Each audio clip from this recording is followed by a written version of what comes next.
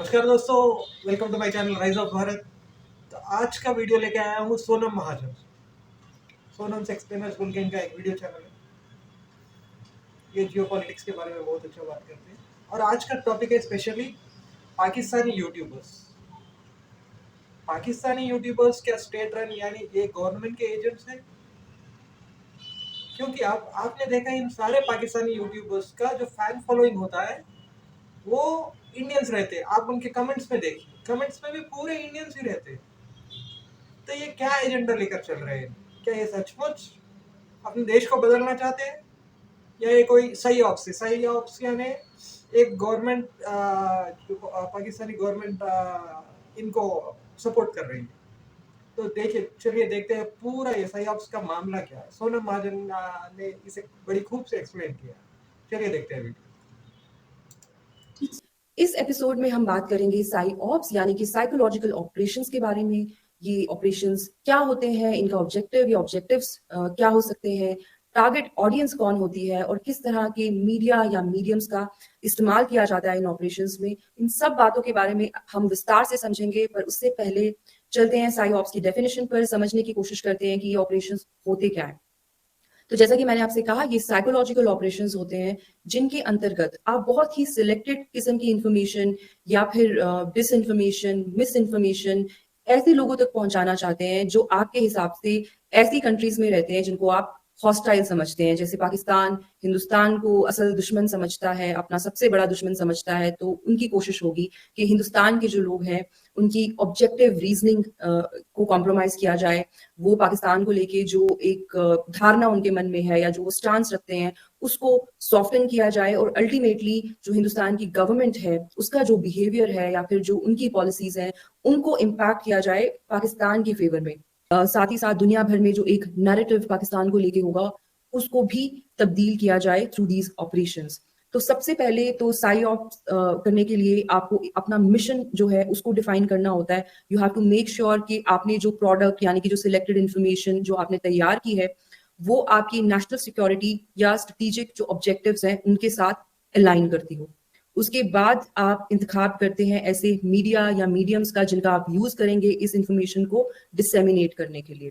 उसके बाद आप प्री टेस्टिंग करेंगे, आप देखेंगे कि जो आपने पूरा का पूरा जो प्रोजेक्ट बनाया है क्या ये वायबल है, क्या आप इससे वो ऑब्जेक्टिव्स जो हैं अचीव कर सकते हैं जो आप सोच रहे हैं। और जब आपको क्लियर होगा कि हाँ इट्स अ वायबल प्रोजेक्ट, उसके बाद आप ऑपरेशन को एग्जीक्यूट करेंगे यानी कि इम्प्लीमेंट करेंगे। और इम्प्लीमेंटेशन की कुछ देर के बाद, जैसे एक पूरा प्रोजेक्ट बनाया जाता है ना जिसमें डिफरेंट स्टेप्स होते हैं, उसी तरह से ये पूरा का पूरा एक प्रोजेक्ट प्लान बनाया जाता है। और जब आप अपना प्रोजेक्ट इम्प्लीमेंट कर देंगे तो उसके बाद आपके पास एक पोस्ट टेस्टिंग फेज आती है जिसमें आप देखेंगे कि अल्टीमेटली आपने अचीव क्या किया है। और अगर वो ऑपरेशन सक्सेसफुल रहा है तो फिर आप उससे जो आपकी लर्निंग्स होती हैं या जो टेक अवेज होते हैं उनको आप अप्लाई या इम्प्लीमेंट करते हैं आपके आगे के ऑपरेशंस पर। समझ रहे हो? अभी इन्होंने यूट्यूबर्स के बारे में या जो हाल में फेमस हुए हैं 1-2-3 साल से, क्योंकि सभी पाकिस्तानी यूट्यूबर्स मोस्टली जो भी फेमस हुए वो प्रो इंडिया है, यानी वो इंडिया की तरफ अच्छी अच्छी बातें करने लगे। ऐसा बदलाव कैसे आ गया भाई? जो उनके दिमाग में जो हमारे प्रति दुश्मनी है वो कैसे चेंज हो गई? जाहिर सी बात है, सोचना चाहिए। ये प्रति भारतीय को सोचना चाहिए, हर हिंदुस्तानी को सोचना चाहिए। और जो भी कंटेंट आप देख रहे हो, मैं ये नहीं कहता कि आप इसे देखो या उसे देखो, पर थोड़ा होशियारी से, ठीक है? क्या पता हर कोई दोस्त नहीं होता, ये याद रखिए। तो जो साई ऑप्स होते हैं ये बहुत तरह के होते हैं। सबसे पहले तो हम बात करेंगे व्हाइट साई ऑप्स के बारे में। व्हाइट साई ऑप्स जनरली ऐसे ऑपरेशंस होते हैं जिनमें आपका जो सोर्स होता है वो जनरली गवर्नमेंट ही होती है, कोई गवर्नमेंट का इदारा होता है। जैसे आप स्टेट मीडिया कह लें या फिर आपका जो फॉरेन ऑफिस है या फिर जो आपका प्राइम मिनिस्टर ऑफिस है, आप उसी के जरिए जो है ये इंफॉर्मेशन बाहर लेके आते हैं, टारगेट ऑडियंस तक पहुंचाते हैं। और जनरली जो व्हाइट साई ऑप्स होते हैं ये इतने इफेक्टिव नहीं होते जितने ब्लैक और ग्रे साई ऑप्स होते हैं। स्पेशली अगर आप टारगेट कर रहे हैं इस तरह की ऑडियंस को जो हॉस्टाइल कंट्रीज में रहती है, क्योंकि साइऑप्स को डोमेस्टिक ऑडियंसेस को टारगेट करने के लिए भी किया जाता है। The case in point is of Pakistan. जैसे आपको पता है, जब इमरान खान को पाकिस्तान की फौज ने इक्तदार में लाना था तो उन्होंने पहले एक बहुत बड़ा नैरेटिव बनाया। उन्होंने बहुत इस तरह के यूट्यूबर्स को आइडेंटिफाई किया जो पहले दज्जल और जिन पता नहीं कौन कौन सी स्टोरीज करते थे। सडनली ओवरनाइट उनका मेकओवर किया गया, उनको जर्नलिस्ट या सहाफी के तौर पर लोगों के साथ उनको इंट्रोड्यूस किया गया, उनको जॉब्स दिलवाई गई ऐसी न्यूज ऑर्गेनाइजेशंस में जो एस्टैब्लिशमेंट के बहुत क्लोज हैं, जैसे कि एक बोल टीवी है पाकिस्तान का, ARY न्यूज है। ये ऐसी न्यूज ऑर्गेनाइजेशंस हैं जो परसीव की जाती हैं as very close to Pakistan military establishment, या फिर आप कह सकते हैं कि उनकी प्रॉक्सीज आप कह लें। तो जैसा कि मैंने कहा, आप डोमेस्टिक ऑडियंसेस को भी इन्फ्लुएंस कर सकते हैं अगर आपका ऑब्जेक्टिव वो है, बट हम बात करेंगे उन साइऑप्स के बारे में इन डिटेल जो आप जनरली दूसरी कंट्रीज में करवाते हैं। तो अगर आप दूसरी कंट्री के लोगों को इन्फ्लुएंस करना चाह रहे हैं तो जाहिर सी बात है, अगर सोर्स आपका गवर्नमेंट होगी, आपका फॉरेन ऑफिस होगा, तो वो लोग जो है वो इतना यकीन नहीं करेंगे। फॉर एग्जाम्पल, अगर पाकिस्तान का फॉरेन ऑफिस कोई न्यूज दे रहा है हमें या कोई पीस ऑफ इंफॉर्मेशन दे रहा है, तो हम दोनों कंट्रीज के बीच में ऑलरेडी बहुत ज्यादा ट्रस्ट डेफिसिट है, तो हम उन पर यकीन नहीं करेंगे, स्पेशली अगर वो अलाइन करता है उनके फॉरेन पॉलिसी ऑब्जेक्टिव्स के साथ। तो इस तरह के ऑपरेशंस भी जो हैं वो किए जाते हैं। इनफैक्ट अगर आप पाकिस्तान की बात करें, इससे पहले जब ये गवर्नमेंट नहीं थी भारत में, तो पाकिस्तान के बहुत सारे ऐसे लोग हैं जो वैसे तो एवर्स थे हिंदुस्तान को लेके, उनका जो स्टांस भी है वो हमेशा से बड़ा हिंदू फोबिक किस्म का रहा है, बट वो बहुत फ्रीली ट्रैवल करते थे भारत में। वो यहाँ आते थे, यहाँ के लोगों के जो उनकी रीजनिंग थी या फिर जो उनकी सोच थी पाकिस्तान को लेके, उसको बड़ा सटल तरीके से चेंज करने की कोशिश करते थे। वो नैरेटिव लेके आते थे जो पाकिस्तान की सरकार का नैरेटिव होता था। पर जब ये चीजें बंद हो गई तो उसके बाद जो आपके पास तीसरा ऑप्शन रह जाता है वो रह जाता है ग्रे साइऑप्स का। अब ग्रे साइऑप्स ऐसे साइकोलॉजिकल ऑपरेशंस होते हैं जिनमें जो सोर्स होता है वो इस तरह का कोई इंडिविजुअल होगा या एंटिटी होगी जो कंप्लीटली हॉस्टाइल है, जो प्रोड्यूसर है इस डिसइंफॉर्मेशन का, जो जनरली स्टेट या स्टेट का किसी स्टेट की गवर्नमेंट होगी, वो जो जिस सोर्स के थ्रू ये बात वो फैलाएंगे, उस सोर्स की जो परसेप्शन होगी वो ऐसी होगी कि वो तो जी स्टेट को लेके बड़ा ही कोई हॉस्टाइल है और वो तो बहुत ही एंटी स्टेट है। तो इसमें हम केस इन पॉइंट ले सकते हैं, जैसे जो पाकिस्तान के यूट्यूबर कम्युनिटी है उस पर भी हम बात करेंगे डिटेल में। उसमें भी दो तरह के लोग हैं। पर जैसे अगर आप देख लें कोई ऐसा यूट्यूबर जो पाकिस्तान की हमेशा मुखालफत करे, जो हमेशा वहाँ की फौज को टारगेट करे, बोले कि हमारे देश में कुछ भी अच्छा नहीं है, हिंदुस्तान बहुत अच्छा है, वो हमसे भी ज्यादा बड़ा हिंदुस्तानी बन जाए, तो आप ये कह सकते हैं कि इस तरह के जो लोग हैं उनको इस्तेमाल किया जाता है ब्लैक साइऑप्स में, क्योंकि उनके साथ एक क्रेडिबिलिटी अटैच हो जाती है ऑटोमेटिकली। जो टारगेट ऑडियंस होती है वो ये सोचती है कि बहुत ही इंडिपेंडेंट है, ये तो वहाँ की स्टेट को भी बड़ा क्रिटिसाइज करते हैं, तो जाहिर सी बात है अगर ये कोई बात हमसे कह रहे हैं तो ये बात तो सच ही होगी। समझ रहे हो आप कि जो सोशल इन्फ्लुएंसर्स है इनको किस तरह इस्तेमाल किया जा सकता है।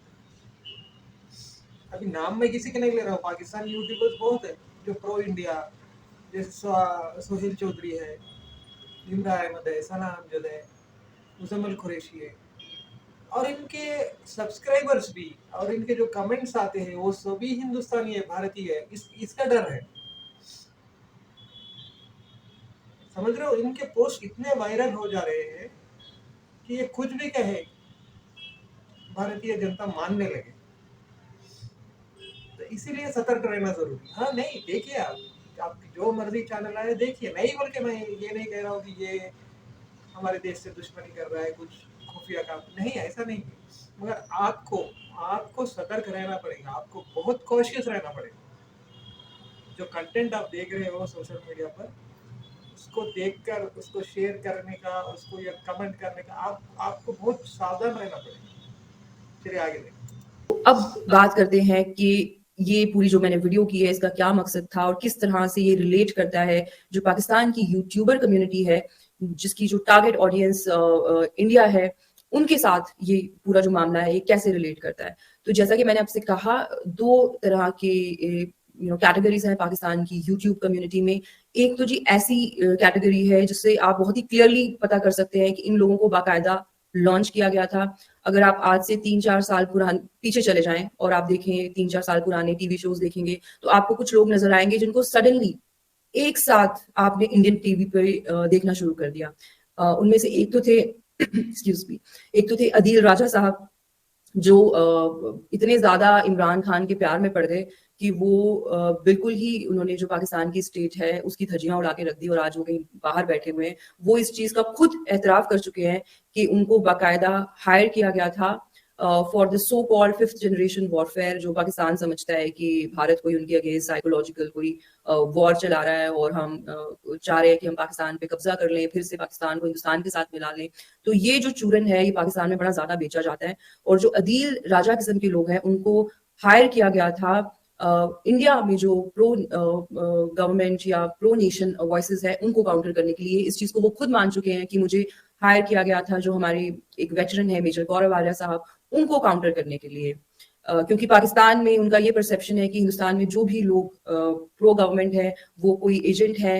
शायद उनको ये समझ में नहीं आता कि हम पाकिस्तान में नहीं रहते, यहाँ पर ऐसे चलते फिरते एजेंट्स नहीं हायर किए जाते, क्योंकि पाकिस्तान में तो मतलब सबको पता होता है कौन एजेंट है। होटल्स के बाहर भी ये लोग खड़े होते हैं, कपड़े इन्होंने सिविल पहने होते हैं, पर उनका बिहेवियर ऐसा होता है कि आपको समझ आ जाता है कि ये कौन से इदारे के लिए काम कर रहा है। छोटे से छोटे इदारे में अगर आप पाकिस्तान में जाएं तो फौज के जो लोग होते हैं वो वहाँ मौजूद होते हैं। तो समझ रहे हो, स्पेशली हायर किया गया है काउंटर किसे करने।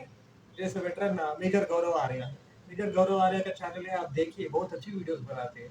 एक द चाणक्य डायलॉग्स है और एक मेजरली राइट, बहुत अच्छी वीडियोस बनाते हैं मेजर गौरव। मैं डिस्क्रिप्शन में आपको लिंक दे दूंगा, आप देखिए उनके वीडियोस, बहुत बेहतरीन रहते हैं। तो उनको काउंटर करने के लिए पाकिस्तान की गवर्नमेंट ने स्पेशली हायर किया यूट्यूब। आप सोच रहे हो उनकी जहनीत। अब मेजर गौरव आर्या तो वो रिटायर्ड मेजर है, वेटरन है। उन्होंने अपना चैनल इसलिए चालू किया ताकि ये जियो पॉलिटिक्स समझा सके भारतीयों को। वो सिर्फ पाकिस्तान पे नहीं, पूरे वर्ल्ड के जियो पॉलिटिक्स पे बात करते हैं। तो आप देख रहे हो इन लोगों का एजेंडा। आगे देखिए। बात करें जो आजकल जो यूट्यूबर बने हुए हैं, जब ये लॉन्च हुए थे तो इनको एक साथ लॉन्च किया गया था। तो it was more than evident कि ऐसा तो नहीं है ना कि एक साथ इतने सारे जो लोग हैं वो सडनली इंडियन टीवी पे अपीयर होना शुरू हो गए हैं, और उनसे सवाल भी नहीं अभी किया होता वो पहले ही अपना जवाब देना शुरू कर देते हैं। अब उनमें से कुछ तो बड़े तेज निकले जो बिल्कुल अपने ब्रीफ पे चलते रहे, आज वो एकेडमिक्स और पता नहीं क्या क्या बन गए, उनके लिए इंस्टीट्यूशंस खुल गए हैं। जो होशियार निकले, कुछ उनमें से इतने ज्यादा इमरान खान के वो शागिर्द बन गए कि उनको भागना पड़ा पाकिस्तान छोड़ के, और कुछ उनमें से ऐसे लोग थे जो और भी ज्यादा शाणे निकले, जिन्होंने ये चीज आइडेंटिफाई कर ली कि भाई इंडियंस से दुश्मनी करके तो हमें कोई फायदा नहीं हो रहा, तो उससे अच्छा है कि हम अपनी जो रसोइयां हैं वो इंडियंस के पैसे से चलाएं, उनको वही दिखाएं। तो जो वो सुनना चाहते हैं, जो वो देखना चाहते हैं, तो वो जी बन गए एकदम प्रो इंडिया। वो कहते हैं कि जी हम जब आए थे हमें पता ही नहीं था क्या बोलना है, हमें जो किसी ने कहा वो हमने बोल दिया। तो अगर आप इतने ही छुन्ने काके हैं कि आपको पता ही नहीं है कि आपको क्या बोलना चाहिए, या आपको जो कोई और कहता है वो आप बोल देते हैं, तो हमें क्या पता है कि आज भी आपको कोई कह रहा है कुछ बोलने के लिए तभी आप बोल रहे हैं, या फिर सच में आपके दिमाग में वो तब्दीली हो गई है जो आप पाकिस्तान में चाह रहे थे वैसे। तो जी एक तो ये कैटेगरी हो गई, जैसे कि मैंने कहा इनको पूरा बाकायदा एक ऑर्गेनाइज तरीके से लॉन्च किया गया था, और कुछ लोग उसमें से वेंट एस्ट्रे। अदील राजा जैसे लोग, एक राजा फैजल थे वो तो गायब ही हो गए, मेरे ख्याल से उन्होंने अपने ब्रीफ को इतना ज्यादा सीरियसली ले लिया कि उनको भी नहीं समझ आया कि कहाँ पे जो है उनको लाइन ड्रॉ करनी थी, तो वो तो गायब ही हो गए, उनको इंडियन मीडिया ने बुलाना ही बंद कर दिया। ये वही राजा फैजल साहब है जो कहते थे कि अब तालिबान ने अफगानिस्तान पे फतेह हासिल कर ली है तो अब तालिबान जो है वो कश्मीर चले जाएंगे हमारी लड़ाई लड़ने के लिए। तो मेरे ख्याल से he died his own death because he took his brief way too seriously.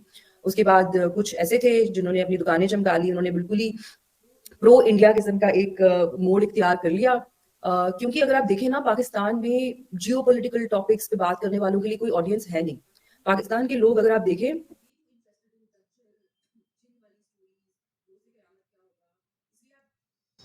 तो समझ रहे हो आप, ये जो गिने चुने लोगों का जो मेंटालिटी ये लोग यूट्यूबर्स बता रहे हैं कि पाकिस्तान बदल रहा है या बदल चुका है, कितने कितने परसेंट लोग होंगे।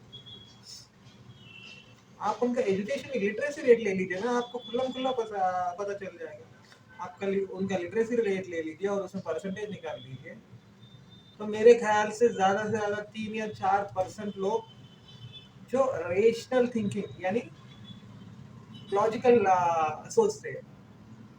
बाकी सब तो वही गजवा हिंद करेंगे, वही सोच है इन लोग। तो दोस्त भी बनाने के पहले सोचिए इन लोग, एक बार सोचिए। They are way too interested in दज्जल, जिन वाली स्टोरीज, रोज़े क़यामत क्या होगा। इसलिए आप देखें अगर कोई है जो वहाँ पे जियो पॉलिटिक्स पे बात करता है बट उसका स्टांस एंटी इंडिया है। The case in point is of Abdul Basit साहब जो पाकिस्तान के हाई कमिश्नर रहे हैं भारत में, क्योंकि वो हमेशा एंटी इंडिया बात करते हैं, एंटी इंडिया स्टांस लेते हैं, तो आप देख लें उनके कितने व्यूज़ आते हैं। कौन उनकी जो व्यूज़ है उनके उनको सब्सक्राइब करता है इंडिया में? कोई नहीं करता। और पाकिस्तान में तो लोग इंटरेस्टेड ही नहीं है। अब्दुल बासित साहब जो है वो एंटी इंडिया बातें करते हैं, फिर भी जो उनकी थोड़ी बहुत ऑडियंस है वो हिंदुस्तानी ऑडियंस है। हिंदुस्तानी ही जाके उनके कमेंट बॉक्स में जो है उनको गालियाँ दे रहे होते हैं और उनको ऑफ कोर्स बुरा भला कह रहे होते हैं। तो आप अगर ओवरऑल देखें पाकिस्तान में जियोपॉलिटिकल इश्यूज़ के लिए लोगों के पास टाइम ही नहीं है। वो इतने ज़्यादा बिज़ी हैं इमरान, नवाज़ शरीफ और ज़रदारी और मौलाना डीज़ल और तालिबान और पता नहीं किन-किन चीज़ों में कि उनके पास तो वक़्त ही नहीं है इन चीज़ों के बारे में बात की जाए। आप इंटरनेशनल थिंक टैंक्स जो वीडियोज़ अपलोड करते हैं, जो स्पेशली अंग्रेज़ी की जो उनकी वीडियोज़ होती हैं, जिन वीडियोज़ में वो पाकिस्तान के इलेक्शंस के बारे में बात कर रहे हैं, आप उनकी कमेंट सेक्शन चेक कर लें, आपको उनकी कमेंट सेक्शन में भी नज़र आएगा कि इंडियंस ही कमेंट कर रहे हैं। क्योंकि पाकिस्तान में वो डिस्कोर्स ही नहीं है, वो अंग्रेज़ी डिस्कशंस नहीं सुनते, वो ऐसी डिस्कशन सुनना नहीं पसंद करते जिससे उनकी नॉलेज जो है जियोपॉलिटिक्स को लेके उसमें इज़ाफ़ा हो, वो पसंद ही नहीं करते। तो इन लोगों के पास जो पाकिस्तान में अनएम्प्लॉयबल हैं, उनको वहाँ नौकरियाँ नहीं मिल सकती क्योंकि उन्होंने इतनी ज़्यादा दोस्तियाँ कर ली हैं हिंदुस्तानियों के साथ, उनके पास क्या ऑप्शन रह जाता है? उनके पास यही ऑप्शन रह जाता है कि हिंदुस्तानियों का बेवकूफ़ बनाया जाए। अब आपके ज़हन में सवाल आएगा कि क्या इनको वहाँ की जो फ़ौज है वो बिल्कुल नहीं रोकती, इनके ऊपर कोई हाथ क्यों नहीं डालता? तो देखें जी ये जो गेम है वो ऐसे चलती है। मॉडस ऑपरेंडी आपका ये होता है कि आप like I said it's a kind of a psych. आप बेसिकली हिंदुस्तान के लोगों को वो इन्फॉर्मेशन दे रहे हैं जो वो सुनना चाहते हैं। तो इवेंचुअली जो हमारे लोग हैं उनके ज़हन में क्या आएगा? उनके ज़हन में ये आएगा कि जो हम पाकिस्तान के लोगों को समझते हैं कि वो हमसे नफ़रत करते हैं, वो बड़े कोई शिद्दत पसंद लोग हैं, ऐसा नहीं है। पाकिस्तान में बहुत अच्छे लोग भी हैं, जबकि जो हकीकत है वो बहुत दूर है, ये जो हमें नैरेटिव दिखाया जा रहा है उससे। क्योंकि हमें जो नैरेटिव दिखाया जा रहा है वो बहुत ही तलाश के और बहुत ही कंट्रोल्ड तरीके से हमें दिखाया जा रहा है। तो ऑफ कोर्स जब ये काम कर रहे हैं तो कहीं न कहीं जो पाकिस्तान का ऑब्जेक्टिव है, क्योंकि उन्होंने हमसे लड़ाई करके देख ली, समझ रहे हो उन्होंने आप? हमारे साथ इतनी जंगें की, उनको कोई फ़ायदा नहीं हुआ। ये कंट्रोल और लिमिटेड ऑडियंस है जो हम देख रहे हैं, प्रो इंडिया जो इनके चैनल्स पर पाकिस्तानी यूट्यूबर्स के चैनल्स पर बात कर रहे हैं, उधर मेजोरिटी का माइंडसेट तो वही है जिहादी। चलो आगे। फ्यूचर ऑल्सो तो उनको ये चीज़ तो समझ में आ चुकी है कि हिंदुस्तान के साथ हम जंग तो नहीं जीत सकते और हिंदुस्तान के साथ हम इंटरनेशनली भी कोई बहुत हद तक अब लड़ाई नहीं कर सकते क्योंकि there are no buyers for Pakistan narrative. One reason is of course कि उनकी जो यूटिलिटी थी पैक रीजन में अब वो नहीं रही उस किस्म की। दूसरा रीजन उनकी इकोनॉमी है। जाहिर सी बात है जो सब दुनिया भर के देश हैं कोई भी फॉर द फ्यूचर ऑल्सो तो उनको ये चीज़ तो समझ में आ चुकी है कि हिंदुस्तान के साथ हम जंग तो नहीं जीत सकते और हिंदुस्तान के साथ हम इंटरनेशनली भी कोई बहुत हद तक अब लड़ाई नहीं कर सकते क्योंकि there are no buyers for Pakistan narrative. One reason is of course कि उनकी जो यूटिलिटी थी एफ पैक रीजन में अब वो नहीं रही उस किस्म की। दूसरा रीजन उनकी इकोनॉमी है। जाहिर सी बात है जो सब दुनिया भर के देश हैं कोई भी पसंद नहीं करेगा कि वो इस तरह के देश को बहुत ज्यादा एंटरटेन करें जो हमेशा उनके पास एक कटोरा लेके पहुंच जाता है। तो उनके पास तरीका यही रह जाता है कि इवेंचुअली भाई हम जो इंडिया के लोग हैं उनका जो स्टांस है उसको हम तब्दील करें ताकि इंडिया में ऐसा मैसेज जाए कि हम तो जी दोस्ती का हाथ बढ़ाना चाह रहे हैं। तो फिर उससे अल्टीमेटली जो इंडिया के लोग हैं वो वहाँ की गवर्नमेंट के जो डिसीजंस हैं उनको भी इन्फ्लुएंस करें। तो ये इनका जो मेन जो टारगेट रहता है वो ये रहता है। बेसिकली ये लोग एक मीडियम है उस साई ऑप का जो पाकिस्तान हिंदुस्तान पे पहले भी करता आ रहा है। पहले वो डायरेक्टली अपने लोग यहाँ भेजा करते थे जो यहाँ आके कवालियां गाते थे और लोग तालियां बजाते थे और वो यहाँ आके अपना अमन का तमाशा बेचते थे। पर अब वो जो उनकी दुकान है वो बंद हो चुकी है और पीपल टू पीपल कनेक्ट तो हम दोनों देशों के बीच में है नहीं। तो आपके पास पीछे ऑप्शन यही रह जाता है कि आप इंटरनेट का इस्तेमाल करें। पाकिस्तानी बहुत अच्छे से समझते हैं कि हिंदुस्तान में इंटरनेट की पेनिट्रेशन बहुत ज्यादा है। हर गांव में लोगों के पास 5G है। इंटरनेट इतना सस्ता है कि हर बंदा यूट्यूब देखता है। तो इसीलिए इन लोगों ने ये धंधा पकड़ा हुआ है। तो ये जैसा कि मैंने कहा modus operandi is very simple कि आप लोगों को ये दिखाएं जो वो देखना चाहते हैं, उनका जो ट्रस्ट है उसको धीरे धीरे विन करें। आप उनके दिमाग में ये डालें कि आप बहुत इंडिपेंडेंट हैं, उनके साथ दोस्ती करना चाहते हैं, और धीरे से स्ट्रेटेजिक प्लगिंग आप बीच बीच में कर दें। अब इस स्ट्रेटेजिक प्लगिंग की एक क्लासिक एग्जांपल मैं आपको देना चाहूंगी। एक कॉलमनिस्ट हैं पाकिस्तान की, जो हाल ही तक बड़े एंटी इंडिया पीसेस लिखा करती थी एक्सप्रेस ट्रिब्यून में। उनके अगर आप ट्वीट्स देखें तो वो हिंदू धर्म को गालियां देती नजर आती हैं। वो हमारे प्राइम मिनिस्टर का कंपैरिजन करती हैं हाफिज सईद के साथ। और अभी ये कोई बहुत पुरानी बातें भी नहीं है, 2 महीने पहले तक वो कह रही थी कि जो यहूदी और जो हिंदू हैं ये तो स्कम है, इस धरती के बोझ हैं, इनको तो मरना ही है, इनको तो तबाह होना ही है। और आप देखें कि आज वो जो मोहतरमा है वो अपना यूट्यूब चैनल बना के बैठ गई हैं जिसमें वो मीठी मीठी बातें कर रही हैं, जो पीस की बातें कर रही हैं, और उनको प्रमोट करने वाले कौन है? मैं इन पर बिल्कुल हैरान नहीं हूँ। इनका जो मौकफ है, आई एक्चुअली अप्रिशिएटेड कि वो उन्होंने अपनी जो उनकी असल जो उनका मोटिव है वो उन्होंने छुपाया नहीं है, और लोग बेवकूफ भी नहीं है कि वो समझ नहीं पाएंगे। बट आप देखें इनको प्रमोट करने वाले लोग कौन है? ये वो लोग हैं जो अपने आप को हिंदुस्तान का दोस्त कहते हैं, जो होलियां और दिवालियां मनाते हैं। ये क्यों इस तरह के एक नए एंट्रेंट को सपोर्ट करेंगे जो इनको पता है कि विजिबली एंटी हिंदू है, एंटी इंडिया है? क्या इनका ऑब्जेक्टिव हो सकता है? इसी से आपको समझ में आ जाना चाहिए कि जो इनके हैंडलर्स हैं वो ज्यादा कोई डिफरेंट नहीं है। तो वो आपको एक काम करने दे रहे हैं क्योंकि उन्होंने लॉन्ग टर्म में आपसे कुछ फायदा लेना है। इट्स वेरी सिंपल, आप जो कर रहे हैं वो करते रहे, क्योंकि अल्टीमेटली इससे पाकिस्तान को तो कोई नुकसान हो नहीं रहा। उनका तो ऑब्जेक्टिव ही यही है ना कि इंडिया के जो लोग हैं उनके दिमाग के साथ खेला जाए, उनकी ऑब्जेक्टिव रीजनिंग कॉम्प्रोमाइज की जाए, उनका स्टांस पाकिस्तान को लेके जो है उसको सॉफ्टन किया जाए, साथ ही साथ हिंदुस्तान में जहालत फैलाई जाए। क्योंकि जब लोग सब स्टैंडर्ड कंटेंट कंज्यूम करते रहेंगे तो वो क्या सीखेंगे? जब आप इस तरह के चैनल्स के ऊपर रिलाई करते हैं फॉर जियो पोलिटिकल न्यूज, तो जाहिर सी बात है आप आपकी जो ओवरऑल जो आपकी इंटेलिजेंस क्वेश्चन जो है उसको तो आप नीचे लेके ही आ रहे हैं ना। आपको क्यों लगता है कि ये कोई आपके फायदे की बात है? आपका दुश्मन बहुत अच्छे से ये चीज समझता है कि आपको क्या दिखाना है, आपको क्या नहीं दिखाना। और फिर ये जो प्रो इंडिया जो लोग हैं इनका इस्तेमाल किया जाता है ऐसे लोगों को लॉन्च करने के लिए हल्के से, जो एंटी इंडिया हैं। और आप खुद देख लें जाके कि कौन है जो इन नई मोहतरमा को प्रमोट कर रहे हैं। जब आपकी जो इडियोलॉजी है वो डायमेट्रिकली अपोज्ड है, आप प्रो इंडिया है, जिसको आप सपोर्ट कर रहे हैं वो एंटी इंडिया है, एंटी हिंदू है, तो आपके पास क्या रीजन है उसको सपोर्ट करने का? अनलेस ऑफ कोर्स कि आपको बोला जा रहा है इनको करें, और कौन बोल रहा है? इस बारे में थोड़ा सोचिएगा। अच्छा, दूसरी कैटेगरी हो जाती मैं रुकाता हूँ यहाँ पर। सोचिए एक बार, हमें तो किसी कोई नहीं कह रहा है कि इनको फॉलो करो, इनको सब्सक्राइब करो, कमेंट करो, पर कर रहे हैं। यही तो डर है, यही तो प्रॉब्लम है जी। जो लोग रोड शोज करते हैं और जो स्ट्रीट रिएक्शंस वगैरह करते रहे हैं, अब कुछ लोगों के जहन में ये भी सवाल आता होगा कि ये जो लोग हैं क्या इनको भी कोई बाकायदा किसी तरीके से लॉन्च किया गया है? तो मेरा नहीं ख्याल। मुझे ये लगता है कि ये वो लोग हैं जिन्होंने बेसिकली गलती से कभी कोई इंडिया के ऊपर रिएक्शन कर दिया। इन्होंने देखा कि भाई उधर तो बड़ी ऑडियंस है और लोग बड़ा देख रहे हैं हमारी वीडियोस, हमें तो बड़े व्यूज आ रहे हैं, तो उन्होंने वही लाइन पकड़ ली। It's just easy money for them.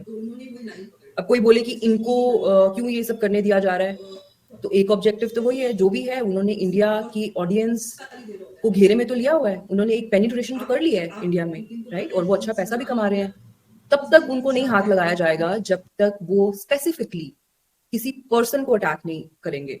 ये बात आप समझ लें कि पाकिस्तान में सियासतदान को गाली देना तो बहुत ही आम है। That's the easiest thing to do. सियासतदान को तो हर कोई गाली दे रहा होता है पाकिस्तान में। आपने कभी इनमें से जो दोनों कैटेगरीज के यूट्यूबर्स है, कभी आपने देखा है कि ये किसी को स्पेसिफिकली टारगेट कर रहे हो? आप कभी भी नहीं देखेंगे, क्योंकि अब तो पाकिस्तान में एस्टैब्लिशमेंट को भी अटैक करना जो है वो मेन स्ट्रीम हो गया है। बच्चा बच्चा पाकिस्तान की फौज को गालियां दे रहा है, कितने लोगों को जाके वो पकड़ेंगे? और अगर आप इन लोगों को देखें तो ये हमेशा बोलेंगे एस्टैब्लिशमेंट, ये कभी किसी जनरल का नाम नहीं लेंगे, क्योंकि इनको पता है जिस दिन किसी का नाम ले लिया उस दिन की जो शाम है वो अपने घर पे नहीं गुजरेगी। तो ये कुछ पैटर्न्स हैं जो आप लोग खुद नोटिस कर सकते हैं। मैं बिल्कुल नहीं कह रही कि मैं डिसाइड करूं कि आप क्या देखें क्या ना देखें, but take it with a pinch of salt. जरूरी नहीं है कि जो आपको दोस्त बन के मिल रहा है वो सच में आपका दोस्त हो। मेरी बिल्कुल ऐसी आदत नहीं है कि मैं किसी पे पर्सनल अटैक करूं, किसी की पर्सनल लाइफ पे रिमार्क करूं, बट जहां मुझे लगेगा कि कोई प्रोफेशन की आड़ में हिंदुस्तान को नुकसान पहुंचाने की कोशिश कर रहा है, हिंदुस्तान की फॉरेन पॉलिसी डिसीजंस को इन्फ्लुएंस करने की कोशिश कर रहा है, तो मैं तो बोलूंगी। और हम सबको बोलना चाहिए, हम सबको अपनी आंखें, अपने कान जो हैं वो खुले रखने चाहिए। तो सोचिए आप लोग भी अपने आंख और कान खुले रखिए प्लीज। हर कोई दोस्त नहीं होता इस दुनिया में, और खासकर पाकिस्तान। जो 75 साल से इन पाकिस्तानियों के माइंड में नफरत भरी है, वो ऐसे कैसे खत्म हो जाएगी? आपको सोचना चाहिए। आप जो सामने का बंदा ही जो इतनी मीठी मीठी गुड़ जैसी बातें कर रहा है, क्या वो रिलायबल है? आप क्या उसके ऊपर भरोसा कर सकते हैं? क्या पता कोई एजेंडा चला रहा है वो। और ये सडनली 3 साल से, और ये रिसेंटली 1 ईयर से इनकी होड़ मच गई यूट्यूबर्स की। आप देखिए, इनको इनके कंट्री में कोई कुछ नहीं कह रहा है जब भी पाकिस्तान के अगेंस्ट बात करते हैं। क्योंकि हमने तो सुना है वहाँ कुछ अगेंस्ट, आर्मी के अगेंस्ट बात करे तो सीधा उठा के लेके जाते हैं। पश्तूनों को जैसे उठाया जा रहा है, बलूचियों को उठाया जा रहा है, फिर इन लोगों को क्यों नहीं उठाया जाता? आप एक बार सोचिए। आप देखिए, आपको जो मर्जी है देखिए, पर सावधानी पर। बस इतना करें। ये था आज का वीडियो। लाइक कीजिए, सब्सक्राइब कीजिए, शेयर कीजिए, प्लीज सब्सक्राइब। धन्यवाद। राम राम। जय हिंद।